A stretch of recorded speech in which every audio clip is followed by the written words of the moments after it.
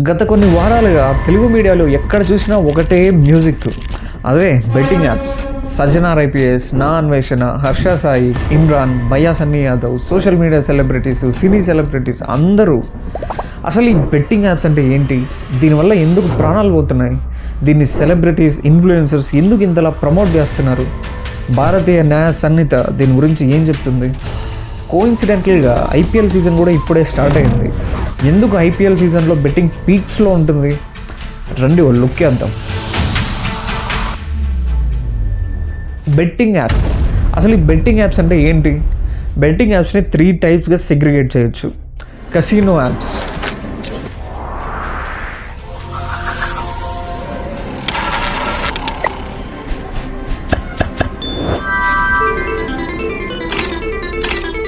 Bet365, 1xBet, Parimatch, Megapari, Melbet ఇలాంటివి. Next online rummy, Junglee Rummy, Rummy Circle, teen patti, A23 rummy ఇవి. Next fantasy sports app, Dream11, My11 Circle, Mobile Premier League, Ballebaazi, My Team 11 ఇలాంటివి. With in a short time, అంటే ఒక 5 yearsలోనే ఇది ఎందుకు ఇంతలా పెరిగింది? ఇంతకు ముందు అంటే ప్రీ కోవిడ్ టైమ్స్లో ఇలాంటి యాప్స్ని ఒకటి బెట్టింగ్కి యూజ్ చేయాలంటే పేమెంట్ గేట్వే అంత ఈజీగా ఉండేది కాదు. పేమెంట్ డిపాజిట్ చేయాలన్నా, విత్డ్రా చేయాలన్నా డైరెక్ట్గా కాకుండా థర్డ్ పార్టీ యాప్స్ అంటే స్క్రిల్, ఆస్ట్రోపే లేదా నెట్ బ్యాంకింగ్ ద్వారా మాత్రమే పాసిబుల్ అయ్యేది. దీనికి అడిషనల్గా ట్రాన్సాక్షన్ ఇష్యూస్ ఎక్కువగా ఉండేది. ఒక కామన్ మ్యాన్కి ఇంత పెద్ద ప్రాసెస్ చేసేలోపే ఫ్రస్ట్రేషన్ వచ్చి బెట్టింగ్ ఆడాలన్న మూడు, ఉత్సాహం సర్వనాశనం అయిపోతాయి. కానీ కోవిడ్ టైమ్స్లో ఈ బెట్టింగ్ యాప్స్ వైరస్తో పోటీ పడుతూ స్ప్రెడ్ అయ్యాయి. ఇవి ఇంతలా స్ప్రెడ్ అవ్వడానికి మెయిన్ రీజన్స్ ఏంటి? UPI payments. ముందులాగా ఏ థర్డ్ పార్టీ యాప్స్ మీద డిపెండ్ అవ్వకుండా నెట్ బ్యాంకింగ్ అని అవి ఇవి అనే అర్థం లేని ప్రాసెస్లు కాకుండా డైరెక్ట్ ఫోన్పే, గూగుల్ పే లాంటి యూపీఐ పేమెంట్స్ని బెట్టింగ్ యాప్స్ యాక్సెప్ట్ చేయడం స్టార్ట్ చేశాయి. సో ట్రాన్సాక్షన్స్ ఈజీ అయిపోయింది. Next promotions tsunami.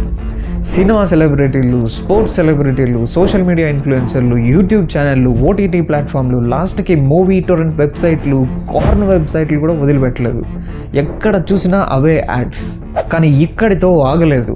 పుట్టగొడుగుల్లో పుట్టుకొస్తున్న ఈ యాప్స్కి డిజిటల్ మార్కెటింగ్ సరిపోవట్లేదని డైరెక్ట్గా ఇన్ఫ్లుయెన్సర్స్ని అప్రోచ్ అవ్వడం స్టార్ట్ చేశారు. చిన్న పెద్ద అనే తేడా లేకుండా 10,000 ఫాలోవర్స్ నుంచి 10 కోట్ల ఫాలోవర్స్ ఉన్న ఇన్ఫ్లుయెన్సర్స్ అందరినీ కలిసి డబ్బిచ్చి డీల్ మాట్లాడుకున్నారు. అది కూడా ఎక్కువగా లిక్విడ్ క్యాష్తో. అకౌంట్లో పడితే లెక్క చెప్పాలి కదా, పైగా ట్యాక్సులు కట్టాలి. అదేమైనా తక్కువ అమౌంటా? కోట్లు. లెక్కకి ఏదో ఒక 10% అకౌంట్లో వేయించుకుని మిగతా 90% బ్లాక్ మనీ. రీసెంట్గా ఐపీఎల్ కూడా స్టార్ట్ అయింది. ఇది ఈ ఇయర్లో ఫ్యాంటసీ స్పోర్ట్స్ మార్కెట్ ప్రొజెక్ట్ చేసిన క్యాలిక్యులేషన్. 165,000 కోట్లు. మన స్టేట్ బడ్జెట్ ఎంతో తెలుసా? 3,22,000 కోట్లు.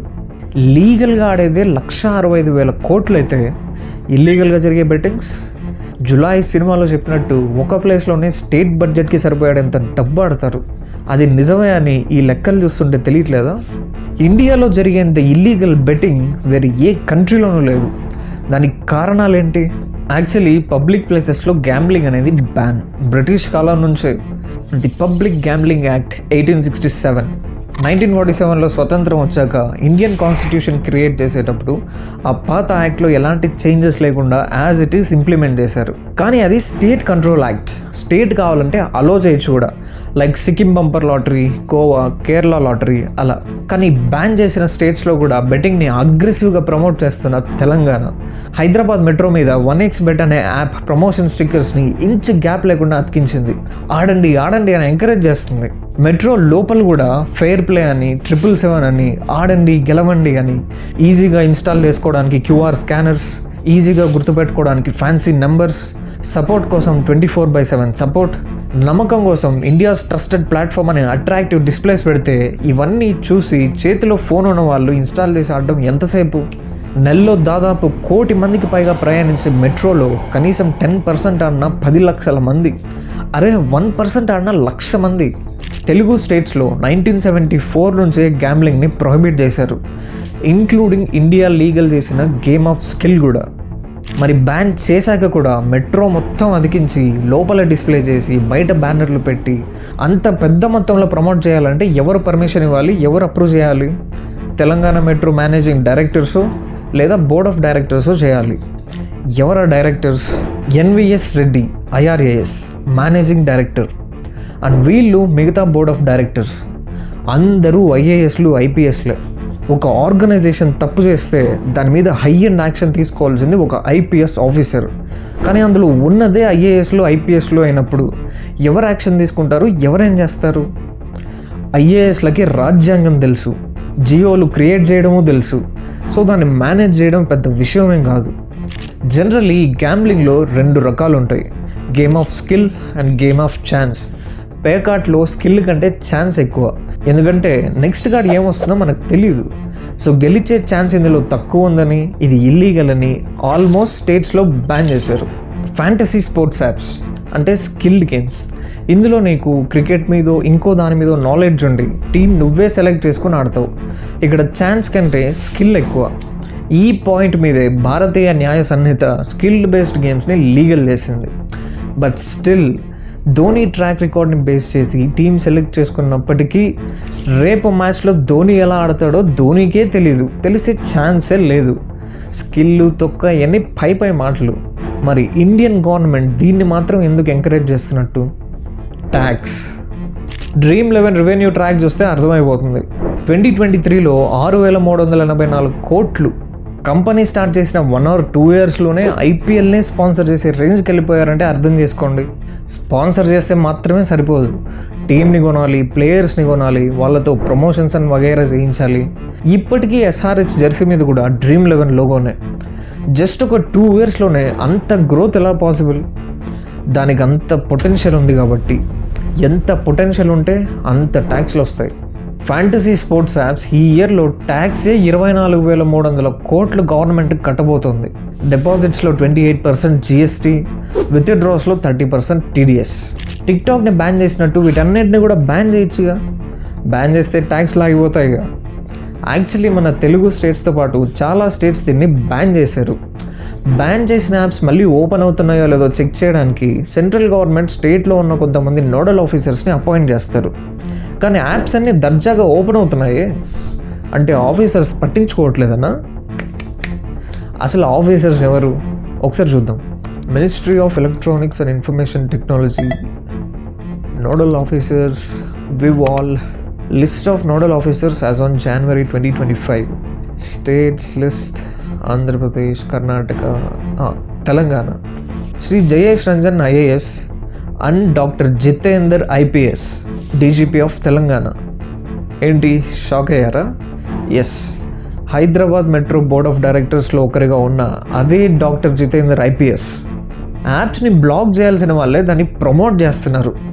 పోనీ అదేమైనా ఇండియన్ రిజిస్టర్డ్ యాప్సా అంటే కాదు. 1xBet అనేది సైప్రస్ అనే దేశంలో ఎస్టాబ్లిష్ అయ్యి కురసావ్ అనే ఇంకో ఐలాండ్లో లైసెన్స్ తీసుకుంది. దీని గురించి లాస్ట్లో చెప్తా. అసలు బెట్టింగ్ ఆడడం తప్ప, దాన్ని ప్రమోట్ చేయడం తప్ప, బ్యాన్ చేసిన దాన్ని అలో చేయడం తప్ప.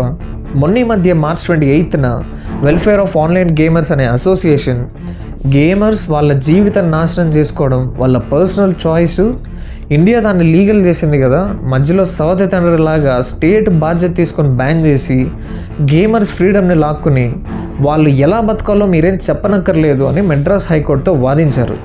సెక్యూరిటీ పర్పస్ కోసం ఒక లీగల్ ఆర్గనైజేషన్ క్రియేట్ చేసుకున్నారు, FIFS federation of Indian fantasy sports. ఇది 2017లో స్టార్ట్ అయిన నాన్ టెక్ గవర్నమెంట్ ఆర్గనైజేషన్. కానీ కసినో లాంటి ఇల్లీగల్ యాప్స్ టీవీస్ అండ్ యూట్యూబ్స్లో రావు. సో వీటన్నిటిని వేరే సోషల్ మీడియా ప్లాట్ఫామ్స్లో ప్రమోట్ చేస్తారు, like WhatsApp, Telegram, Twitter, Instagram, Facebook. వాటిల్లో కసినో లాంటి యాప్స్ అయితే పక్కా మీ డబ్బులు తవ్వడానికి. ఎగ్జాంపుల్ హేవియేటర్, నిమిషాల్లో జీవితాలు మారిపోతాయి. ఇలా కాదు, తలకిందులు అయిపోతాయి. అవన్నీ స్ట్రాటజిక్గా మోస్ట్లీ బాట్స్తో ఆపరేట్ చేయిస్తారు. రీసెంట్ టైమ్స్లో పిచ్చగా ప్రమోషన్లు మీరు కూడా చూసుంటారు, ఆడి పోగొట్టుకుంటారు కూడా. సపోజ్ మీరు గెలిచినా కూడా ఆ డబ్బు విత్డ్రా చేసుకునే టైంకి ఏదో ఒక ఎర్రర్ చూపించి ఆ డబ్బు లాక్ అయిపోవడం లాంటివి చాలా చూసుంటారు, వినుంటారు. స్టార్టింగ్లో నమ్మించడానికి కొన్నిసార్లు గెలిపించినా మీరు ఆ నమ్మకంతో ఎక్కువ డబ్బు డిపాజిట్ చేశారా, అంతే, అకౌంట్ లాక్ అయిపోతుంది. ఎవరిని అడుగుతాం, ఎలా పోరాడతాం? ఇంట్లో చెప్తే తంతారు, పోలీసులకు చెప్తే వాళ్ళు మిమ్మల్ని అంటారు ఇల్లీగల్ ఆటలు ఎవడు రాడమన్నాడని. పోనీ కోర్టులో కేసేస్తావా? ఫస్ట్ నీ మీదే కేసు అయింది, గ్యామ్లింగ్ ఆడతావా అని. ఒకవేళ కేసు పెట్టే ఛాన్స్ ఉన్నా ఎవడి మీద పెడతావు, ఏమని పెడతావు? ఫస్ట్ నువ్వు ఒక సర్టెన్ అమౌంట్ ఒక యాప్లో డిపాజిట్ చేసినప్పుడు వాడు నీకు ఇచ్చిన యూపీఐ ఐడి కానీ క్యూఆర్ కోడ్ కానీ నెక్స్ట్ టైం డిపాజిట్ చేసేటప్పుడు సేమ్ ఉంటుందా? మారిపోయి ఉంటుందిగా. అంత గ్యామ్లింగ్ అని తెలిసి కూడా ఏం కేసు పెడతావు, ఎవడి మీద పెడతావు? అసలు ఈ కంట్రీకే సంబంధం లేని యాప్స్ అవి. ఇవన్నీ తెలిసి కూడా నిన్ను ఆడేలా ఎలా చేస్తున్నారు? కనువిందుగా కనిపించే గ్రాఫిక్స్తో విన్ అయినప్పుడు మిమ్మల్ని ఒక హీరోలా ప్రొజెక్ట్ చేస్తారు. See? Gambling lets you pay off your debts. Never stop. అదొక డ్రగ్ లాగా మీ మైండ్లోకి ఎక్కి వశం చేసుకుంటుంది. మీరు ఆ మత్తులో ఉండిపోయి ఓడిపోయేది కనిపించదు. ఇంకా మనం బాగా లోలో ఉన్నప్పుడు ఇన్ని దరిద్రాల తర్వాత ఏదో ఒక పెద్ద మంచి జరగబోతుంది అని మనల్ని మనం పుష్ చేసుకోవడానికి మోసం చేసుకుంటామే, సేమ్ అలాగే గెలవాలనే మత్తే మిమ్మల్ని నిలువులా ముంచేయడానికి కారణమవుతుంది. ఏమీ తెలియని చిన్నపిల్లల్ని ఎంగేజ్ చేయడానికి కోకోమెలన్ లాంటి వాళ్ళు ఈజీగా ట్రిగర్ అయ్యే కలర్ ప్యాటర్న్ని వాడతారు. మరి అడల్ట్స్ని మ్యానిపులేట్ చేయడానికి ఎలాంటి ట్రిక్స్ వాడాలో వాళ్ళకి తెలీదా? అన్నిటికీ లోబడిపోయి మొత్తం పోగొట్టుకున్నాక లాక్కోలేక పీక్కోలేక చివరికి చావే దిక్కు అనిపించి చావులు పెరిగిపోతున్నాయి. యంగ్ జనరేషన్ చనిపోతున్నారు. ఇదొక ఎత్తు అయితే లోన్ యాప్స్ దీనికి రక్త సంబంధం లాంటిది. డబ్బంతా దేశం దాటేస్తుంది. ఇవి బెట్టింగ్ యాప్ల కంటే మోసం. యాజ్ యూజువల్గా నీకు పరువు పోతుంది. కోట్లు కొట్టేసిన వాళ్ళే ఐపీఎల్ పెట్టి రాజ్యం వెళ్తున్నారు. మన దేశంలో ఉన్నంత డెమోక్రసీ ఫ్రీడమ్ వేరే ఏ దేశంలో ఉందో చెప్పండి. ఇండియాని టార్గెట్ చేస్తూ చాలా ఆర్గనైజ్డ్గా జరుగుతోంది ఇది. ఈ betting mafia is nothing but cyber terrorism.